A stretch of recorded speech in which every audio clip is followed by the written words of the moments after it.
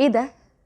لا بجد ايه ده؟ انا ما بهزرش، يعني انا مش طالعه بتساءل اللي هو كروشنه، لا بجد هو ايه ده؟ او ده مقلب يا جماعه؟ قولوا لنا، يعني انتوا لو بتهزروا معانا مثلا كذبه ابريل اجلتوها لاكتوبر مثلا وبتهزروا معانا اللي هو اه كده، قولوا لنا ده احنا بجد، ده الاهلي بجد، ده السكواد اللي بقى معانا بجد، دي الاداره بتاعتنا بجد، ودي لجنه التخطيط بتاعتنا بجد، ودي الفرقه بتاعتنا بجد، وده المدير الفني بتاعنا بجد. لا لا لا لا لا، سيبك من الفوز، دي مهزله. انا مش عارفه لغايه دلوقتي احنا فزنا ازاي النهارده اساسا، يعني احنا حرفيا احنا فزنا بدعاء الوالدين والسجده، ده حرفيا.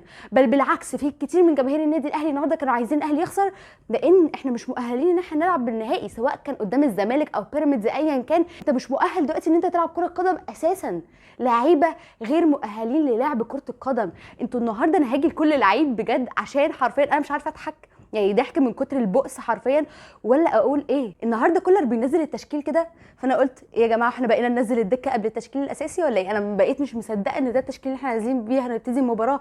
فزلكه بدون اي داعي، بنبتدي المباراه وهدف في الثانيه ال11 اللي هو حاجه جميله جدا، بدايه المباراه قويه. طبعا طاهر ضغط في كوره، طبعا خطا من التمرير من لاعب سيراميكا كليوباترا اللي هنتكلم عليهم في نهايه الحلقه، وقدر طاهر ان هو يحرز الهدف، وهدف جميل جدا بضغط كويس جدا من طاهر محمد طاهر. ونبتدي مع سلسله الضحك، مع سلسله اللامبالاه، مع سلسله لا لكره القدم، مباراه تخليك تقول لا لكره القدم، ماتش يكرهك في الكوره. لعيبه النادي الاهلي يفوقوا، انتوا دلوقتي سكواد افضل لاعب فيه طاهر محمد طاهر. يعني انتوا تخيلوا، يعني انتوا شايفين انتوا واصلين للوضع عامل ازاي. مع كامل احترامي لطاهر، من ماتش السوبر الافريقي كان كويس لما نزل الى حد ما، والنهارده هو اللي جايب الهدفين، ولكن عامه لما تبقوا فرقه افضل لاعب فيها طاهر محمد طاهر، انتوا لازم تفكروا. بس ناخدكم واحده واحده. مصطفى شوبير النهارده بيقدم مباراه كويسه جدا، لولا مصطفى شوبير احنا لو الشناوي كان واقف، مع كامل احترامي للشناوي احنا كان زماننا شايلين الشوط الاول اصلا لوحده 4. النهارده مصطفى شوبير بيقدم الشيء الطبيعي جدا. خلي بالك هو شوبير ما عملش مثلا صده قويه جدا صعبه جدا، غير الكوره اللي جت بعد الهدف اللي هم سجلوه، ده كان يعتبر شبه انفراد وهو صده ببراعه، وكان هدفها كان هيبقى مؤثر جدا ويودي المباراه في حته ثانيه. لكن ما دون ذلك شوبير بيقدم اللي الطبيعي حارس مرمى النادي الاهلي يقدمه. خط دفاع النادي الاهلي، ياسر ابراهيم النهارده في الهدف ما شاء الله، طبعا ده من ماتش السوبر الافريقي اساسا. ياسر ما شاء الله مش موجود الفتره الاخيره. نص الملعب ده اللي انا بقى عايزه اعرف، هو احنا ازاي نزلنا بالكواليتي لدرجه ان نص ملعب النادي الاهلي بقى كريم نيدفيد واكرم توفيق؟ يا نهار ابيض يا جماعه، انا ما بحبش اقول يا نهار اسود دي عشان اللفظ مش احسن حاجه، بس يا نهار ابيض بجد. نص ملعب النادي الاهلي اللي كان بيبقى ديانج وحمدي فتحي، يا نهار ابيض بقى اكرم توفيق وكريم نيدفيد. مفيش حاجه في الدنيا يا كولر تخليك تلعب كريم نيدفيد ده في النادي الاهلي ثانيه على مروان عطيه، ايا كان مستوى مروان عطيه عامل ازاي بقى. معلش يا جماعه، مفيش حاجه اصلا تخليك في الدنيا تلعب كريم نيدفيد ان شاء الله لو هتشيله من الملعب، لان وجوده في الملعب ما شاء الله بيعمل اسيستات للاعبين المنافس، بيوديهم انفرادات علينا وهم اللي بيضيعوها.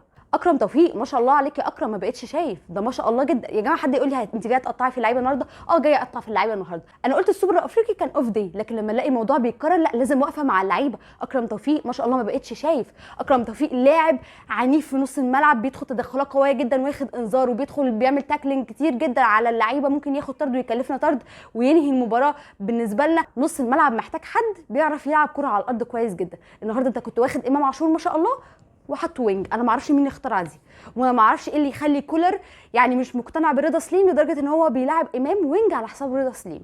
رضا سليم مهما كان اداؤه عامل ازاي بس في الاخر هو وينج، لكن تحط لي امام النهارده وينج وما شاء الله تحس رجله فيها جلو النهارده امام، يعني الكره مش راضيه تطلع من رجله، بيجري بيها بيجري بيجري بيجري لغايه ما بيوصل للاخر ما بيعملش بيها اي حاجه.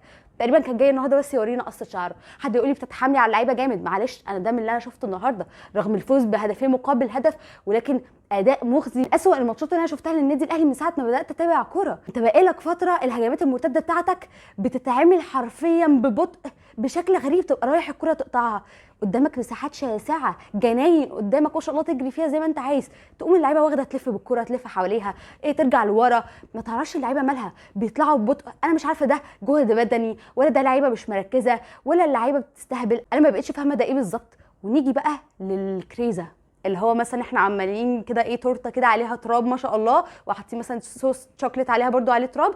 الكريزه بقى في النص اللي بتتوج كل ده، بيرسي تاو. انت كرهتني في موسيماني. يعني انا موسيماني يمكن هو اكتر مدير فني انا حبيته في حياتي، تمام، انا بحبه جدا رغم ان في ناس كتير مش بتحبه. تخيل بقى، يعني بص كم حبي لموسيماني انت قدرت تكرهني فيه. عندك قدره غريبه ان انت تخلي اي شخص مهما كان بيقبل الناس ما يقبلكش يا بيرسي يا تاو. انا بجد مش عارفه في ايه، ومش عارفه ايه اللي يخليه برده يلعبه اساسي على حسين الشحات مهما كان حسين الشحات عامل ازاي. انا بقيت لما اشوف كره طوليه بتتلعب ورايحه لتاو والاقي اللاعب المدافع خد الكوره وصدها قبل ما تروح لبيرسي تاو، بقول الحمد لله، ببوس ايدي وش وظهر، لان انا ببقى عارفه ان هي لو كانت راحت له كان هيروح بيها الفرود وكان هيضيعها. فانا كان هيجي لي يعني ايه، ساعات بحس ايه برعشه خفيفه في ايه في دراعي اليمين، بحس ان انا على بدايات شلل، فبقول الحمد لله ان هي اصلا المدافع خدها عشان ايه الموضوع ما يتطورش معانا بزياده. ده كله بتكلم على اللعيبه، انا ما جيتش على الجوانب الثانيه.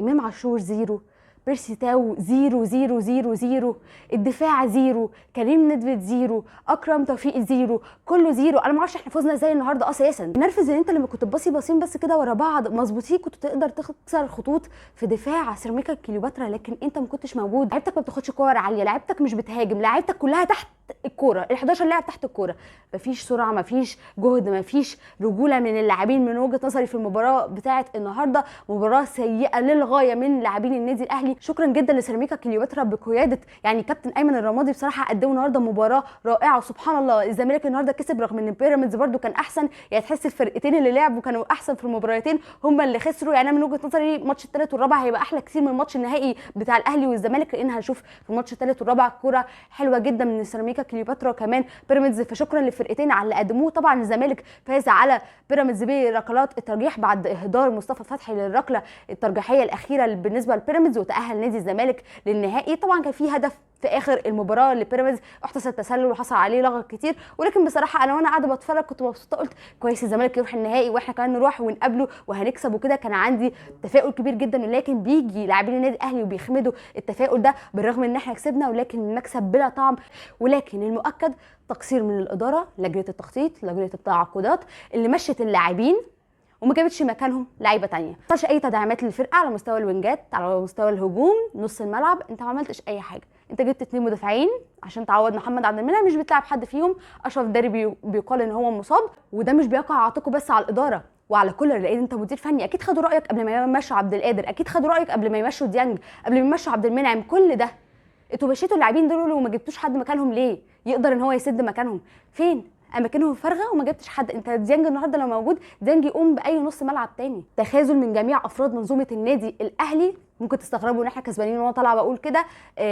النادي الاهلي انا دايما بقول بمن حضر، ولكن لو اللعيبه لعبت برجوله، والله اللاعبين الموجودين ايا كان من مستواهم لو لعبوا برجوله، لو عرفوا قيمه التيشيرت اللي هم لابسينه هيقدروا ان هم يفوزوا. واحنا عندنا ادله على ده كتير جدا، مباريات كنا احنا مش احسن سكواد فيها ومش احسن اداء، ولكن قدرنا ان احنا نفوز بالبطولات. ولكن لو الاداء استمر بالمنظر ده بالرعونه دي، لا طبعا انسى السوبر المصري، ومش هبقى مستغربه او هبقى متضايقه، لان انا هبقى عارفه ان ده اللي احنا نستحقه.